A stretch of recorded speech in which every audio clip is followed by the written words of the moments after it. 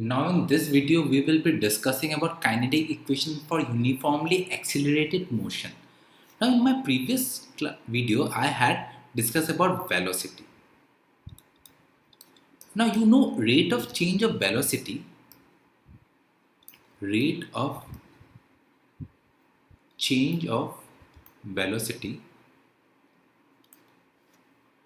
with respect to time gives you acceleration. We know or we have heard that acceleration is actually equal to dv upon dt. So equal to A. Now what actually happens is, say suppose you have a body of mass m. This is a body of mass m. Initially it was at rest. That is v initial is equal to 0. Position vx position is also at 0. Now force F is being applied. So if a force F is being applied, the ball starts to move. That is, the ball is at rest. Now because of F, we know from the laws of motion, a force is required to move the body. So we are applying that force. So we see that there is a change in velocity. Initially the velocity vi was 0. Now the velocity v final is something say v or v naught. So as you can see, because of the application of force, we have a rate of change of velocity, and this is where acceleration comes. This is where the origin of acceleration takes place. Now what you have to keep in mind is that when you draw a graph, say this is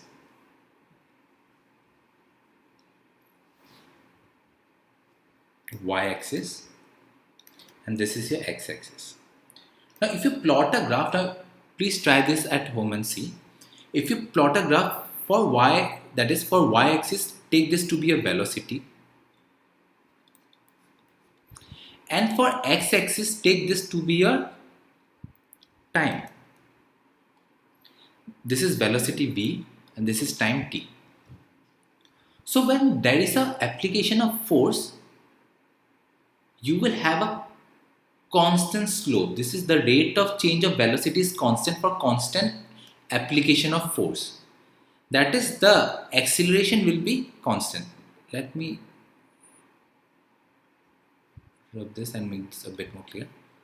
So now we have a constant straight line.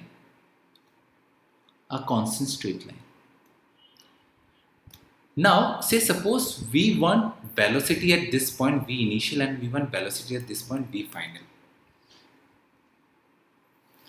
So let's take this point. Say suppose this is v initial for a time t1 and this is v final for a time t2. So what is this particular distance? This particular distance is t2 minus t1. This distance from the origin, this is O, this is t2 minus t1. So if I subtract this distance with this one, so I am remained with this particular distance, that is this. This is t2 minus t1. What is this distance? Similarly, if I look at the y-axis, what is v initial? V initial is from this point to this point. This is v initial, and v final is from the origin to this point. So vf minus vi is your final position. So now if you look at the area of this curve, let's look at the area. That is, the area covered by this is half into this is the base, and this is the height. So half into this is the time, this is t2 minus t1, this is the base, into height. What is the height? Into vf minus vi. Now if you multiply this, if you multiply this is T2 into Vf. What is T2 into Vf? Velocity into time. Velocity into time is nothing but the distance that has been covered from here to here. That is distance x. T2 into Vf is the distance x2 that has been covered by this object whose final velocity is Vf and moving with the acceleration of a. So this is x2. Now what is T2 into Vi? That we don't know. This is T2 into Vi remains like this. Minus T1 into Vf, minus T1 into Vf, minus plus T1 Vi. This is T1 Vi, this is the x1 distance.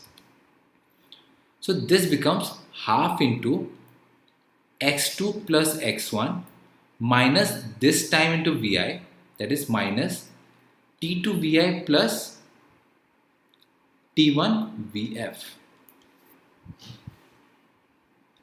So if we apply, say suppose if we apply the laws of motion, then we see that this area under this curve is nothing. Say suppose this is the area under this curve, so this area is your total displacement, and this will be proved by the use of calculus in your following chapters. So by understanding this, that is the area under the V and T curve is your total displacement, then let's proceed further into finding how actually can we find the displacement. Now if you are talking about the initial and final, we are talking about the Vi and Vf. So when you are talking about the displacement that is under Vi and Vf, initially when the velocity is V1 and the final velocity Vf, then the area will be given by this particular curve, that is from this point to over here. But if your final velocity is Vf and you are taking the initial velocity to be 0, then the whole displacement will be given by this whole triangle, that is O till point P, OP, and say this point be K. So the area of triangle OPK will give you the respective displacement from the initial velocity 0 to the final velocity Vf. So this is how we can understand acceleration.